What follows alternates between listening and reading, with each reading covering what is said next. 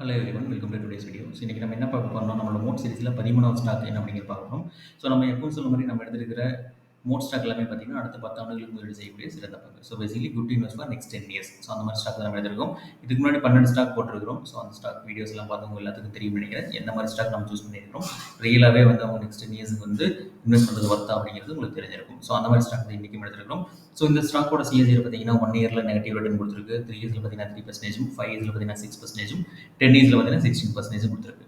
But ஏன் வந்து இந்த ஸ்டாக் எடுத்துருக்கிறோம், சிஎஸ்ஆர் வந்து ஓரளவுக்கு இருக்கும்போது ஏன் இந்த ஸ்டாக் எடுத்துருக்கு அப்படின்னு பார்த்தோம்னா, முக்கியமான காரணம் பார்த்தீங்கன்னா இது வந்து ஒரு போரிங் ஸ்டாக் அப்படின்னு சொல்லுவோம். ஸோ போரிங் ஸ்டாக் அப்படின்னாலே பார்த்தீங்கன்னா அது ஒரு பவர்ஃபுல் ஸ்டாக். ஸோ அதுதான் வந்து இன்டெலிஜென்ட் பீப்புளோட இன்வெஸ்ட்மெண்ட் ஸ்ட்ராட்டஜி. ஓகேங்களா? ஸோ பேசிக்கலாக போரிங் ஸ்டாக்ல ரீட்டைல் இன்வெஸ்டர்ஸ்லாம் நம்ம போய் இன்வெஸ்ட் பண்ண மாட்டோம். ஏன்னா ஸ்டாக் மூவ்மெண்ட் வந்து மெதுவாக இருக்கும், பட் கிராஜுவலாக இன்க்ரீஸ் ஆகிட்டே தான் இருக்கும். இயர் ஆன் இயர் மந்த் பார்த்தீங்க அப்படின்னா கிராஜுவல் இன்க்ரீஸ் ஆகிட்டே தான் இருக்கும். பட் அந்த ஸ்டாக்கோட ஃப்ளக்சுவேஷன் கம்மியாக இருக்குங்காட்டி நம்மளால போய் ரீட்டைல் இன்வெஸ்டராக வந்து நம்மளால போய் இதில் வெயிட் பண்ணி பொறுமை இல்லை பேசிக்கலாம்.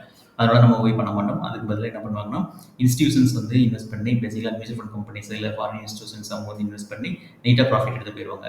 இந்த 10 இயர்ஸ் 16% சாலிட் ரிட்டர்ன் வந்து எந்த விதமான சுச்சுவேஷன் வந்தாலும், கண்ட்ரியோ எக்கனாமியோ எந்த விதமான சுச்சுவேஷன் வந்தாலுமே வந்து உங்களுக்கு ஸ்டாண்டர்டான ரிட்டர்ன் வந்துட்டு இருக்கும். அதுக்கு பேர் தான் நம்ம வந்து போரிங் ஸ்டாக் அப்படின்னு சொல்லுவோம்.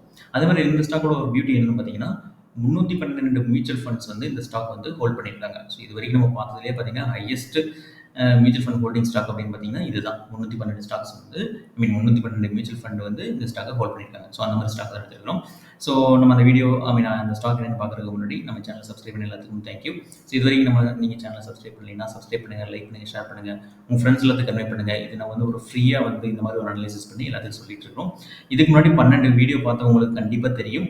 நீங்கள் வந்து கண்டிப்பாக நெக்ஸ்ட் அப்கமிங் என்னென்ன மோட் ஸ்டாக் போட போகிறோம் அப்படிங்கிறது நீங்கள் வெயிட் பண்ணிட்டு இருப்பீங்க. அந்த மாதிரி அனலைசிஸ் நான் பண்ணி போட்டுருக்கிறேன். ஸோ அதே மாதிரி உங்களோட சப்போர்ட் இது வரைக்கும் நீங்கள் சப்போர்ட் பண்ணது எல்லாத்துக்கும் தேங்க்யூ. ஓகேங்களா? ஸோ நம்ம ஸ்டாக் என்னென்னு பார்க்குறதுக்கு முன்னாடி சின்னதாக மோட் இன்ட்ரடியூஷன் எப்போ சொல்கிற மாதிரி இல்லைங்களா? ஸோ இந்த பிக்சரில் என்ன சொல்லியிருக்கணும், ஒரு கேஷில் இருக்கு இல்லையா, ஒரு கோட்டை இருக்குது. கோட்டையை சுற்றி என்ன பண்ணியிருப்பாங்க, குழி தொட்டி தண்ணி விட்டுருப்பாங்க அந்த காலத்தில். எதுக்காக அப்படின்னா வந்து சாமானிய மக்கள்லாம் பார்த்தீங்கன்னா இந்த கோட்டைகள் ஈஸியாக போயிட முடியாது. அதே மாதிரி இந்த கோட்டைகள் இருக்கிறவங்களுக்கு அச்சுறுத்துற மாதிரி யாராவது இருந்தாங்கன்னா அவங்களும் போக முடியாது. பேசிக்கலி ஒரு செக்யூரிட்டி பர்பஸ்க்காக இந்த மாதிரி பண்ணியிருப்பாங்க. அதே மாதிரி ஸ்டாக் மார்க்கெட் பிஸ்னஸ்லையும் பார்த்தீங்க அப்படின்னா ஒரு கம்பெனி இருக்கும். அந்த கம்பெனி வந்து பார்த்தீங்கன்னா மற்ற எந்த விதமான பீர் கம்பெனின்னு சொல்லுவோம், அதே பிஸ்னஸ் பண்ணுற கம்பெனிஸ் இருக்காங்க இல்லையா, அவங்க வந்து ஈஸியாக வந்து அவங்கள வந்து அட்டாக் பண்ணிட முடியாது, அவங்க பிஸ்னஸ் வந்து ஓவர்டேக் பண்ணிட முடியாது. ஏன்னா அந்த மாதிரி அவங்க வந்து பிஸ்னஸ் ஸ்ட்ராட்டஜி வச்சுருப்பாங்க, அந்த மாதிரி ப்ரொடக்ஷன் காஸ்ட் வச்சுருப்பாங்க. ஸோ அந்த அளவுக்கு வந்து சீப் அண்ட் பெஸ்ட்டாக வந்து ப்ராடக்ட் வந்து மற்ற கம்பெனினாலும் கொடுக்க முடியாது. ஸோ அந்த மாதிரி கம்பெனி தான் வந்து நம்ம மோட் ஸ்டாக் அப்படின்னு சொல்லுவோம், மோட் பிஸ்னஸ்ன்னு சொல்லுவோம். ஸோ அந்த மாதிரி ஸ்டாக் தான் இன்றைக்கி நம்ம எடுத்துருக்கிறோம். ஸோ அந்த கம்பெனி என்னென்னு பார்த்தீங்கன்னா, அந்த company is in the FMCG business comprising primarily of home care, beauty and personal care and foods and refreshment segments.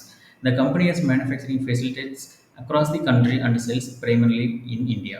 The company's brands are available across 80 lakh plus stores across India, and around 90% of all households in India use one or more companies branded products. So எதுக்காக இது red கலரில் போட்டிருக்கு அப்படின்னா, இந்த company பார்த்தீங்கன்னா ஒரு FMCG business பண்ணுற company. இவங்க என்னென்ன இதில் இருக்காங்க அப்படின்னு பார்த்தீங்கன்னா, ஹோம் கேரில் இருக்கிறாங்க, பியூட்டி அண்ட் பர்சனல் கேர் இருக்கிறாங்க, ஃபுட் அண்ட் ரிஃப்ரெஷ்மெண்ட் செக்மெண்ட்ஸில் வந்து இந்த கம்பெனி பண்ணிட்டுருக்காங்க. ஓவராலாக பார்த்தீங்கன்னா 80 லட்சம் ஸ்டோர் வந்து இந்தியாவில் இருக்குது. ரெட் கலரில் ஹைலைட் எதுக்காக பண்ணியிருக்கோம்னா, இந்தியாவில் இருக்கிற அத்தனை மக்களும், ஸோ எனக்கு தெரிஞ்ச ஒரு 140 கோடி ப்ளஸ் மக்கள் இருக்குன்னு நினைக்கிறேன், எல்லா மக்களுமே பார்த்தீங்கன்னா இந்த கம்பெனியோட ஒரு ப்ராடக்டாவது தினசரி நம்ம யூஸ் பண்ணியே ஆகும். அந்த மாதிரி ப்ராடக்ட்டை வச்சிருக்கிற கம்பெனி தான் இந்த கம்பெனி. ஓகேங்களா? ஒன் ஆர் மோர் பேசிக்கலாக. ஸோ நம்ம ஒரு ப்ராடக்ட் யூஸ் பண்ணாலே போதும். 140 கோடி பேர் இருக்கும்போது ஒரு ப்ராடக்ட் யூஸ் பண்ணாலே போதும், அந்த கம்பெனியோட வளர்ச்சி எப்படி இருக்குன்னு தெரியும் உங்களுக்கு. ஆனால் இது வந்து என்ன, ஒன் ஆர் மோர் கம்பெனிஸ், ஒன் ஆர் மோர் ப்ராடக்ட் வந்து யூஸ் பண்ணுறாங்க. So India is the primary place for business for the company, which accounts for 96% of revenues, and the rest 4% revenues are earned from sales of outside the India.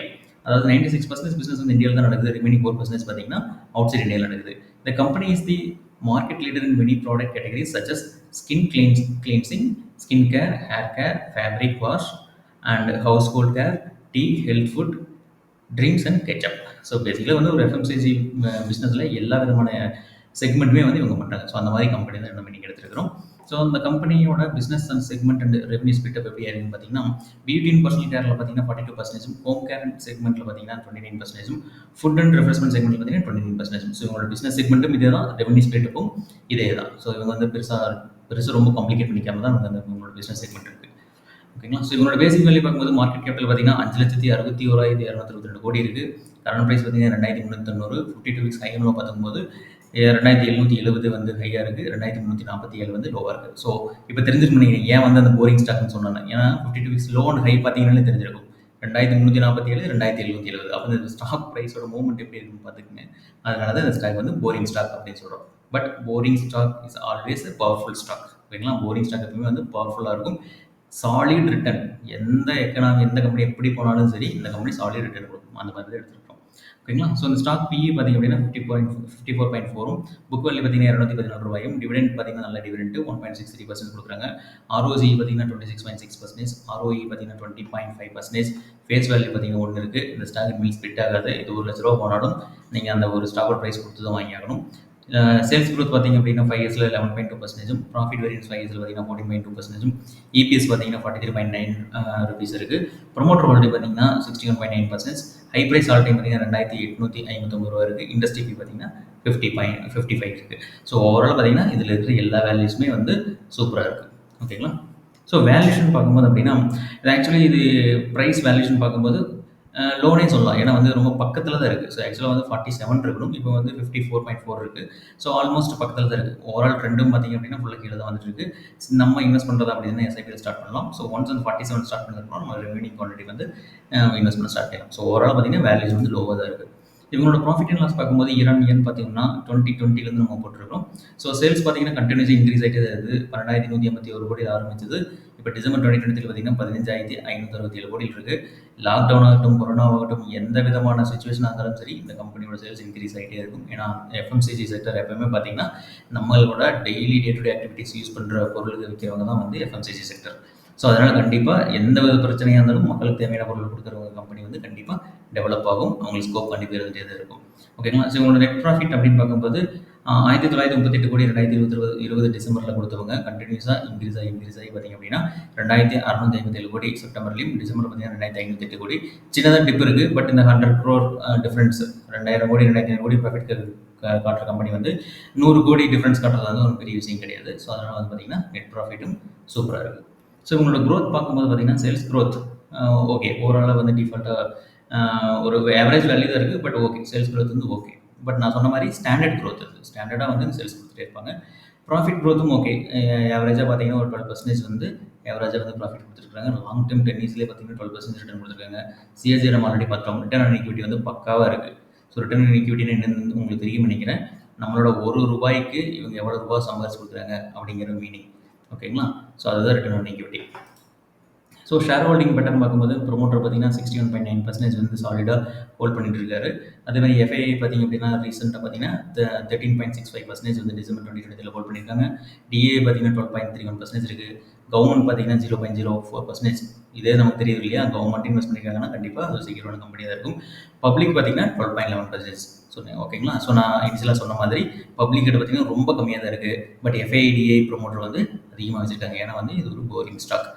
ஓகேங்களா? அதனால so next இந்த company name is Hindustan Unilever Limited. இப்போ தெரிஞ்சுட்டு நினைக்கிறேன் உங்களுக்கு, Hindustan product use பண்ணாதவங்களே இறக்க மாட்டோம் நம்ம. ஏன்னா இவங்களே தான் காம்படிட்டர், இவங்க பிஸ்னஸ்க்கு இவங்களே தான் காம்படிட்டர். அந்த மாதிரி தான் ப்ராடக்ட் கொடுப்பாங்க. உங்களுக்கு வந்து லைபாய் சோப் யூஸ் பண்ணுறீங்க, எக்ஸாம்பிளுக்கு லைபாய் சோப் யூஸ் பண்ணுறீங்க அப்படின்னா அது பிடிக்கல அப்படின்னா வேறு லக்ஸ் யூஸ் பண்ணணும்னா அது இவங்க தான், ஹமாம் யூஸ் பண்ணணும்னா அது இவங்க தான். அதேமாதிரி பார்த்தீங்க அப்படின்னா ஹார்லிக்ஸ் பிடிக்கல, பூஸ்ட் போகணும்னா பூஸ்ட்டுமே இவங்க தான். ஸோ அந்த மாதிரி எல்லா ப்ராடக்ட்டுமே பார்த்தீங்கன்னா இவங்க தான் காம்படிட்டர். அந்த மாதிரி தான் ப்ராடக்ட் வச்சுருப்பாங்க. ஏகப்பட்ட ப்ராடக்ட் வச்சுருக்காங்க. நான் இன்ஷியலாக சொன்ன மாதிரி நம்ம இந்திய மக்களில் பார்த்தீங்க அப்படின்னா டெய்லி ஒருத்தராவது இவங்களோட ப்ராடக்ட் வந்து ஒரு ப்ராடக்டாவது இவங்க கம்பெனியோட ப்ராடக்ட் வந்து யூஸ் பண்ணிட்டு இருக்காங்க. ஸோ அந்த மாதிரி கம்பெனி தான் இது. ஸோ பேசிக்கலாக கம்பெனி பார்த்தீங்கன்னா ஹிந்துஸ்தான் யூனிலிவர் லிமிடெட். என்எஸ்எல் பார்த்தீங்கன்னா ஹிந்து யூனிலிவர் அப்படின்னு பார்த்தீங்கன்னா வரும். பிஎஸ்எல் பார்த்தீங்கன்னா 500696 போட்டால் வரும்.